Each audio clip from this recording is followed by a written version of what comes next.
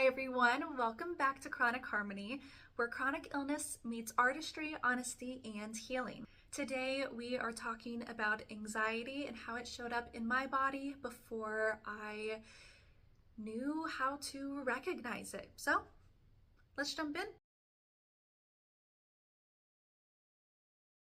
When anxiety first showed up in my body, I didn't know what it was. I thought I was going crazy and I didn't know how to handle it or regulate it. So again, I'm in high school.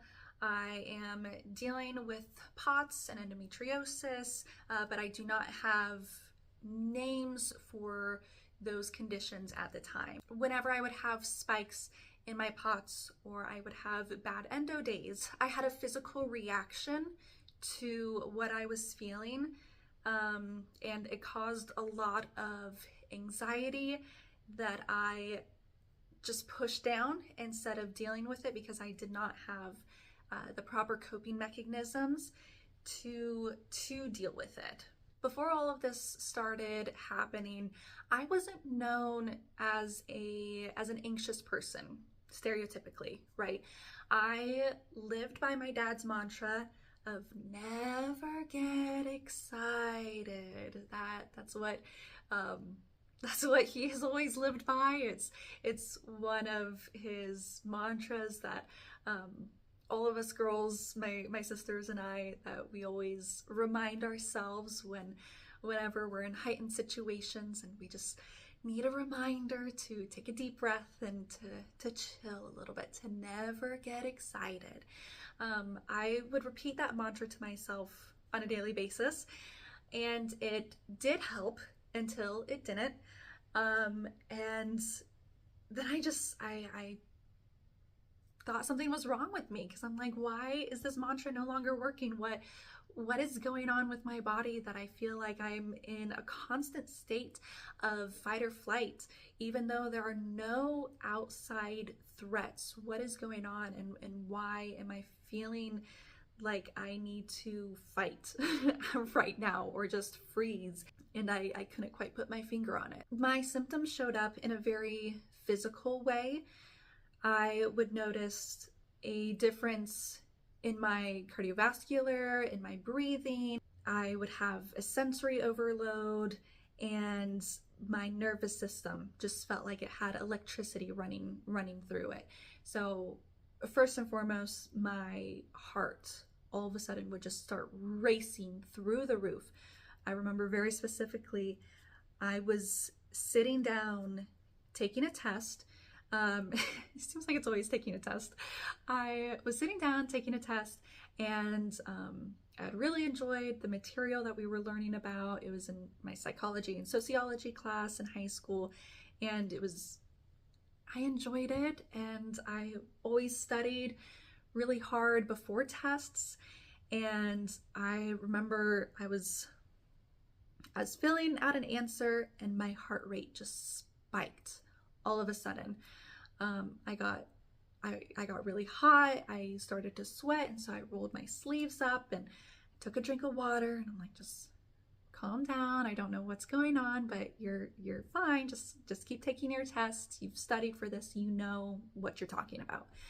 And then I felt like I couldn't breathe, right? And it feels like there's this elephant just sitting on my chest. And so I try to take a deep breath. I have this oxygen thirst, and I feel like I can't get a big enough breath to give me the amount of oxygen that my body is screaming that it needs.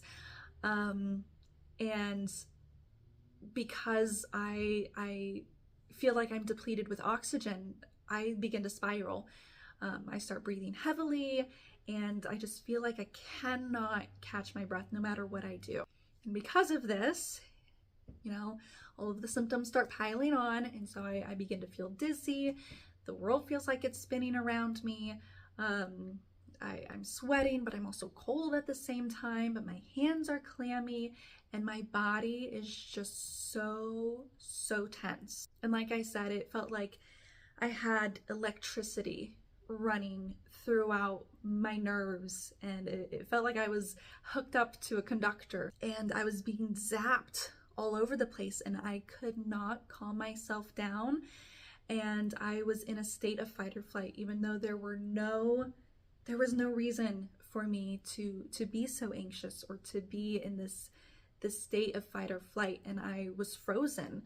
I remember just looking up and looking around the room. Everyone else is taking their test, everyone else is fine, and I desperately, I feel like it could have been yesterday, I desperately wanted to call for help, but I didn't know how. I tried to open my mouth to ask for assistance, but just nothing came out, and I felt frozen.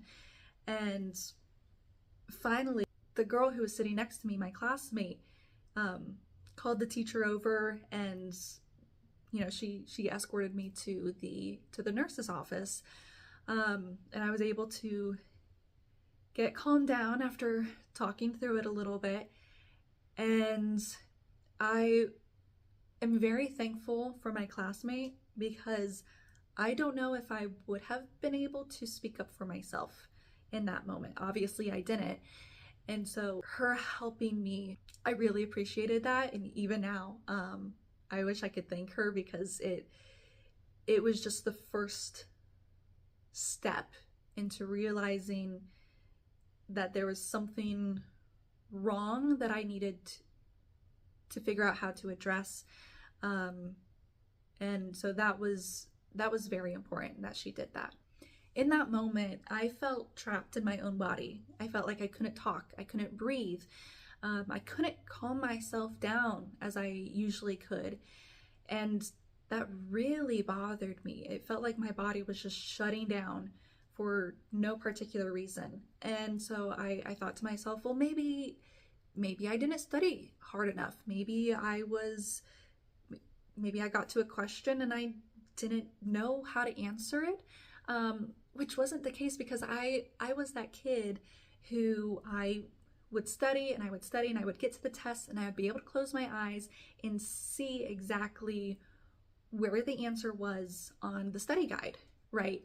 And I would know exactly what the picture looked like on the textbook page, and I would be able to recite it basically verbatim, and then even add a little extra based off of what my dad and I would discuss during our study sessions, just because I loved school. I loved being able to rattle off all these different facts. I enjoyed being that student who could write down a whole paragraph answer during an essay question, even during a short answer. I loved the details. Even now, I'm a very detail-oriented person. I just loved learning as much as I possibly could. I also thought a way to help get rid of whatever was going on with my body or my mind, maybe I just needed to ask more questions when I was in the classroom. And if I would ask questions that I knew the answers to. I would ask questions that my classmates had questions to, even if I already knew the answer. I would go into school early. I would stay at school later just to go to teachers and to ask them questions, just to get repetition for different equations or different discussions, just to get that repetition and to get it in my mind and to double check, triple check, quadruple check that I knew the information inside and out, like the back of my hand. Even after all this extra studying and questions asked and going to teachers before and after school, it still did not calm my nerves. The anxiety did not end. I always felt like I was never doing enough to combat that anxiety and to, as I thought back then, to just get rid of it, right? At that time, I felt like I didn't fit in anywhere, and I so wish I could go back to young Diana and just give her a hug, put my hands on her shoulders and just be like, relax, you're okay. You don't have to fit in everywhere. That's okay. Some people are pastels. Some people are neutrals. Some people are the dull colors or the bright, bold gemstone colors. Some people are monochromatics. Like, you are your own crayon and you do not have to fit in every single box. So do not try to squeeze into a box you don't fit into, because that's not your box. Sometimes you cannot fit a puzzle piece in a puzzle if that piece does not go to that puzzle. I was so caught up in pretending like other people's approval didn't matter to me when it did, and it just, like I said, it added to the anxiety.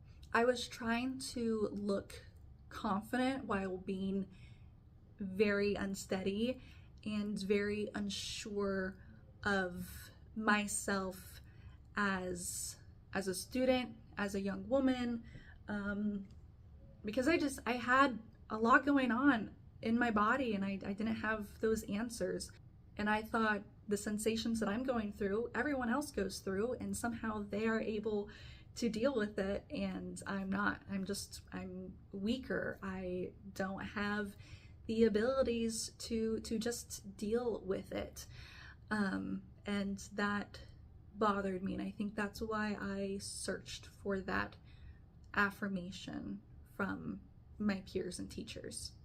I would try to escape from my circumstance, and so I would escape with books, with theater. I would hang out with my parents on the weekends, which I don't regret one bit. I still hang out with my parents. I love them. They're really cool. And it was always very intellectually stimulating. And so they became my best buds. But as a teenager, you're supposed to have those connections with kids your age because it's developmentally healthy for your brain and your body, to find and learn coping mechanisms, and just to learn who you are as a person. I would escape because it felt safer. Of course, I wanted to be with my friends and hang out with them, but it felt safer at home and with my parents, with my books, with my dog. I felt like I wasn't going to disappoint anyone. Since I would push down all of the anxiety, it got to a point where it was the tip of the iceberg, and I would have this burst of depression. I would talk so harshly about myself. I would feel broken and weak, and my parents would always say, like, no, you're a very smart young woman, you're just trying to figure it out, you're very talented, you're beautiful. Like, they would always be there to get me back up on my feet, but I didn't understand at the time why my body was doing what it was doing, why my brain was saying the things it was saying. And it was just because of that undiagnosed POTS and endo that was causing me so much extra anxiety. During those times, I didn't know how to regulate my body, even though I felt like I was failing. I wasn't failing, my body was just overwhelmed. And coping and regulating wasn't something that I had discovered quite yet. And my anxiety wasn't just random. It was connected to that POTS and to that endometriosis. But again, I hadn't discovered that yet. My body was at a constant state of responding to physical stress. It could no longer take the pushing it down. It was constantly responding to all of the punches that life brings you. In my next anxiety video, I will be talking about how it followed me into college and how I finally discovered the POTS side of why my body was reacting the way that it was, and how I did or did not manage during my time in college. Thank you so much for watching today's episode. Please like, subscribe, follow, all that jazz, and leave a comment. I really appreciate all the love and support, and I will see you in the next video. Thanks, guys.